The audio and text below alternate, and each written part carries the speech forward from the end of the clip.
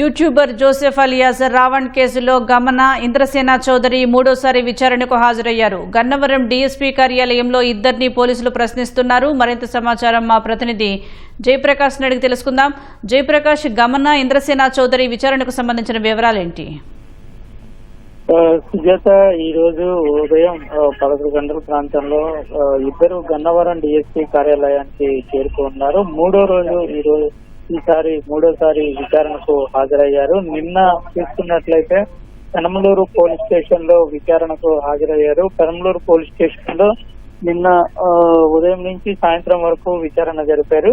So ఇద్దరిని వేరువేరుగా విచారణ జరిపారు. అయితే ఈ రోజు చూసుకున్నట్లయితే మరోసారి విచారణకు రావాలని ఆదేశించడంతో ఈ రోజు వచ్చారు. ఈ రోజు కూడా సాయంత్రం వరకు విచారణ జరిగే అవకాశం అయితే ఉంది. అయితే ఇద్దరు చూసుకున్నట్లయితే రావణ్ కేసులో ప్రధానంగా వాళ్ళ ఛానల్ కు సీఈఓగా గమన వ్యవహరించడం, అదే విధంగా ఆ భవన ఉచితంగానే అద్దెకి ఇచ్చాడు అనేది పోలీసుల దర్యాప్తులో తేలటంతో వాళ్ళ మధ్య జరిగినటువంటి ఆర్థిక లావాదేవీలపైన ప్రధానంగా దృష్టి పెట్టారు. ప్రస్తుతం ప్రశ్న ఛానల్ తో పాటు మిగతా రెండు ఛానల్స్ కి ఆర్థికంగా ఎవరు సపోర్ట్ చేస్తూ ఉన్నారు, ఎవరు కంటెంట్ ఇస్తూ ఉన్నారు, సో ప్రస్తుత అంశాల మీద ఏ విధంగా మాట్లాడాలని ఎవరైనా చెప్తూ ఉన్నారా అనేది ఒకవైపు, మరోవైపు ఇంద్రసేన వెనకాల ఎవరైనా ఉన్నారా, దాన్ని ఉచితంగా ఆ భవనాన్ని ఉచితంగా వాళ్లకు ఇవ్వటం వెనుక ఏదైనా దురుద్దేశం ఉన్నదా, కుట్ర ఉన్నదా అనే కోణంలో కూడా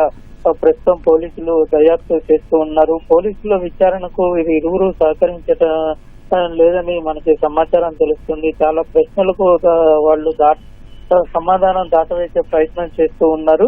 సో కేవలం కొన్ని ప్రశ్నలకు మాత్రమే సమాధానం చెప్తూ ఉన్నారు. రావణ్ ఎప్పటి నుంచి పరిచయం అంటే రెండేళ్ల నుంచి పరిచయం అని చెప్పినట్టు మనకి తెలుస్తుంది. అయితే గమన అదే విధంగా ఇంద్రసేన చౌదరి ఒకే జిల్లా కావటంతో వాళ్ళు ఇక్కడ అద్దెకి ఇచ్చారనేది ఒకవైపు తెలుస్తుంది. మొత్తం మీద ఈ ప్రశ్న ఛానల్ తో పాటు మిగతా ఛానల్లో కూడా ఎటువంటి కంటెంట్ వెళ్తుంది, అదే విధంగా ఈ ముగ్గురు కలిసి దురుద్దేశంతో ఏమైనా ఇటువంటి కంటెంట్ ను మత విద్వేషాలు రెచ్చగొట్టే విధంగా కంటెంట్ ని వాళ్ళు పెడుతూ ఉన్నారా, ప్రసంగాలు చేస్తూ ఉన్నారా అనేది కూడా ప్రస్తుతం ఆలోచిస్తూ ఉన్నారు. పోలీసులు దర్యాప్తు చేస్తూ ఉన్నారు. వీరి ఫోన్ ని తీసుకున్న తర్వాత వాటిని ఫోరెన్సిక్ ల్యాబ్ కు పంపించి అందులో డేటాను కూడా రికవరీ చేసే ప్రయత్నం పోలీసులు చేస్తూ ఉన్నారు. ఆ డేటా రికవరీ కనుక చేస్తే అందులో కొన్ని కీలకమైన విషయాలు బయటపడే అవకాశం ఉంది. అదే విధంగా ఈ రోజు ప్రత్యేక ప్రశ్నావళిని తయారు చేసి ఇద్దరిని విచారిస్తూ ఉన్నారు.